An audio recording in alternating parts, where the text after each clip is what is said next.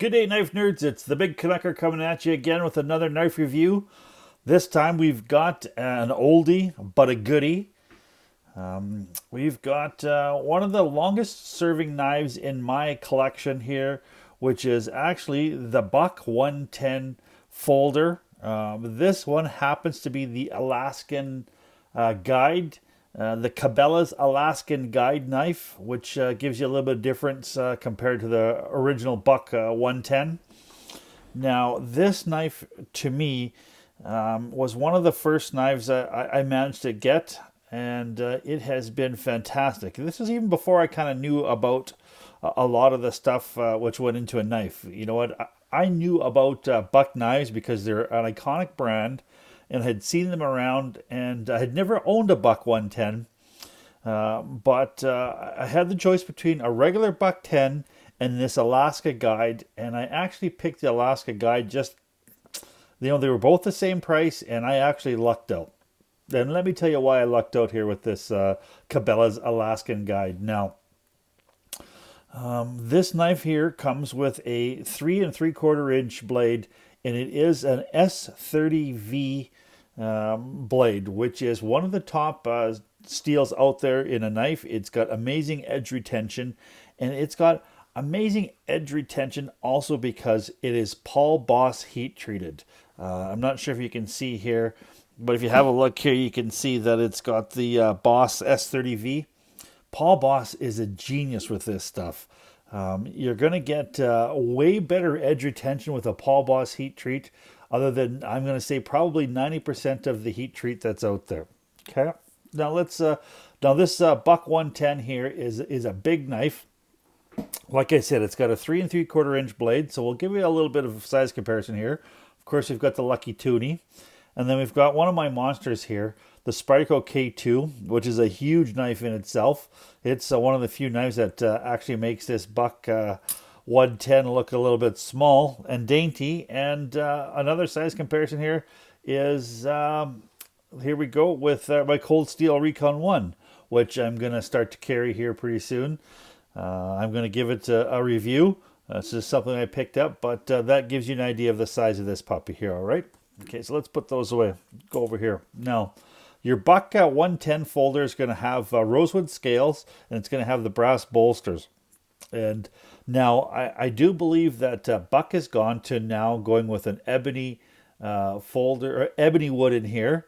I'm not too sure about if it's going to be ebony with the Cabelas Alaskan Hunter, or if it's going to still be the rosewood. But this particular one happens to have the rosewood scales, and you can get one right now at Cabela's website for about $119. And this knife is a tremendous knife. This particular knife itself cut about 3.5 years ago. It cut an elk down, a moose in the bush. This is the only knife that we had, and it managed to put that moose into 4/4 and allow us to pack that out. Yeah, so there we go. It's a 3 3/4 inch blade. It is the lock back design, so you've actually got the lock on the back here with the heavy duty spring. It is a two-handed opener. It doesn't have a great fidget factor, but I know that you can get some aftermarket thumb studs that'll fit in there and allow it to become a one-handed opener. The knife can be a one-handed opener if you've got the practice, which it's hard to do around this camera, but you can, in a pinch, get this knife open with one hand and close it with one hand, but it's not near as fun as a lot of the Spydercos out there with the flick and everything like that. It's basically a utilitarian hunting knife. It's got the clip point on it, which allows you to get into some tight areas, allows you to skin, and with the S30V steel, it will stay sharp an extremely long time. Now, this knife actually comes with a sheath, as both of them do, and that's one of the things you'll notice here, that the Buck 110 does not have a clip on it. It is a sheath carry knife. And you know what? That's something I remember from a kid. You'd see the big belt buckles as big as dinner plates, and then you would also see somebody with a buck knife and a sheath on their belt. And to me, that was kind of a manly man thing.